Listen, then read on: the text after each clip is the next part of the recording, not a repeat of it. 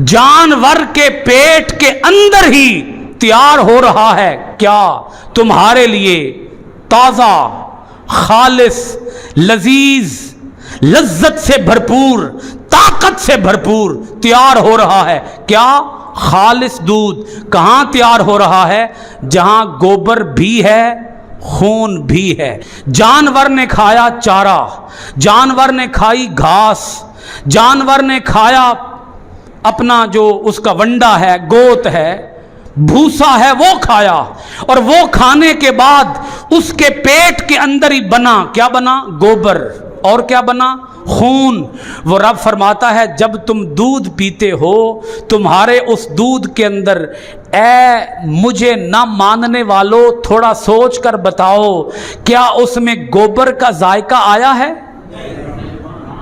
था, अंदर गोबर भी था, खून भी था, मगर रब फरमाता है ऐ इंसान गौर तो कर, मैंने उस दूध के अंदर जो तेरे लिए बनाया था, उस दूध के अंदर खून की बू तक नहीं आने दी, खून का जायका तक नहीं आने दिया, खून का रंग तक नहीं आने दिया, गोबर का रंग तक नहीं आने दिया, गोबर का जायका तक नहीं आने दिया, गोबर की बू तक नहीं आने दी।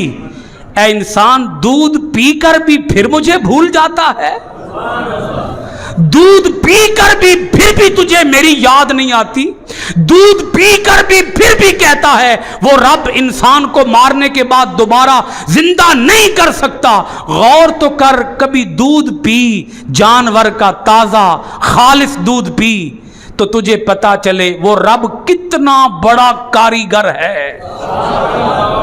कितना बड़ा, बोलो ना यार, कितना बड़ा? उस रब की कारीगरी तो देखो, वो कितना बड़ा कारीगर है। जिस रब ने गोबर और खून के दरमियान से, जानवर के पेट से तुम्हारे लिए दूध निकाला है, वो रब अगर तुम्हारी हड्डियां मिट्टी में मिल भी गईं, तो मिट्टी में मिली हुई हड्डियों को भी तुम्हें दोबारा जिंदा कर लेगा।